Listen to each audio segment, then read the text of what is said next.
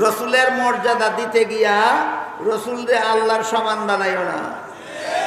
রসুলের মর্যাদা দিতে গিয়া রসুলরে আল্লাহর সমান বানাইও না। যেমন কেউ যদি কয় জান্নাত দেওয়ার মালিক রসুল, এতক্ষণে কি বুঝাচ্ছেন আপনারা? জান্নাতে দেওয়ার মালিককে যদি কয় জান্নাতে দেওয়ার মালিক রসুল, তাইলে রসুলের শান হইল না আল্লাহর সাথে শরিক করা হইল? শানে রসুলের নামে শিরিক করা যাবে না। কিসের নামে কি করা যাবে না? শানে রসুলের নামে শিরিক করা যাবে না। রসুলের মর্যাদা কোরআন হাদিসে যেটা আছে সেটা বলো, মন গড়া যুক্তি দিয়া রসুলরে আল্লাহর সমান বানাইও না। রসুলরে আল্লাহর সমান বানানির একটা মন গড়া যুক্তি হইল, আল্লাহ কি নবীকে বেহেশতে দেওয়ার মালিক বানাইতে পারেন না? এই যুক্তি।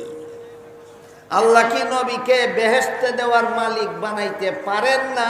আরে পারেন কিনা পারেন না এটা তো ব্যাপার না, করেন কিনা করেন না সেটা হইল ব্যাপার। এইখানে একটা দুকা দেয় এক দলে আর দুকা খায় জনসাধারণে। ভাই আল্লাহ কি পারেন না? এই আল্লাহ পারেন, আল্লাহ কি পারেন না? সব পারেন, করেন কিনা করেন না সেটা হইল ব্যাপার। এক দুইটা উদাহরণ বুঝেন। ইবলিস আপনাদের জানা মতে জান্নাতে যাবে না জাহান্নামে যাবে? আল্লাহর কি ক্ষমতা নাই জান্নাতে দেওয়ার? এই জন্য যদি কেউ কয় ইবলিস তো জান্নাতে যাবে, প্রশ্ন করলে কয় আল্লাহ কি পারেন না? এই পারেন নাকি এটা দলিল নাকি? করেন কিনা সেটা দলিল। পারেন কিনা সেটা দলিল না, করেন কিনা সেটা দলিল। কাজে আল্লাহ কি পারেন না এটাই মন গড়া যুক্তি। আল্লাহ কি পারেন না এমন কথা বলে যারা নবীকে এমন গুণে গুণান্বিত করে যে গুণের দ্বারা আল্লাহর সাথে শিরিক হয়, এটা মন গড়া যুক্তির দ্বারা শানে রসুল বোঝাতে চায়। এটা শানে রসুল নয়, নবীকে আল্লাহর শরিকদার বানাবার কুচক্রান্ত ছাড়া আর কিছু নয়। এই জন্য শানে রসুল বিশুদ্ধ হওয়ার জন্য কত শর্ত আছে? এক নম্বর হইল এই তুমি নবীর যে মর্যাদার কথা বলতেছ বিবরণ কোরআন হাদিসে থাকতে হবে। মন গড়া যুক্তি দিলে চলবে না, কোরআন হাদিসে বিবরণ থাকতে হবে। 2 নম্বর, আল্লাহর সাথে শরিক করা যাবে না। 3 নম্বর শর্ত হইল তুমি তোমার নবীর এমন গুণের কথা বলতে হবে যেই গুণ অন্য কারো মধ্যে নাই। এটা 3 নম্বর শর্ত। তোমার নবীর এমন গুণের কথা বলতে হবে যেই গুণ অন্য কারো মধ্যে নাই। যেমন শানে রসুলের নামে বলে আমাদের নবী বেগুনা, এটা তো অন্য নবীর মধ্যেও আছে। এটা শানে রসুল হইছে না, এটা শানে রসুল হইছে না, যে শানে আম্বিয়া হইছে।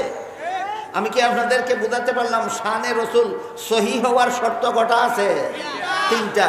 জীবনে কোনোদিন ভুলে যাবেন না, তাহলে আপনাদেরকে শানে রসুলের নামে কেউ দুঃখা দিতে পারবে না।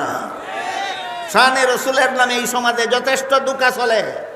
শানে রসুলের নামে এই সমাজে যথেষ্ট দুঃখা চলে। কেন? আমার দেশের সরল মুসলমান নবীর সরল উম্মত শানে রসুলের শর্তগুলি জানে না। এই জন্য যার যেভাবে মনে চায় মন গড়া যুক্তি দিয়ে নবীকে অমুকের সাথে তুলনা করে, অমুকের সাথে তুলনা করে নবীর শান বোঝাতে চায়।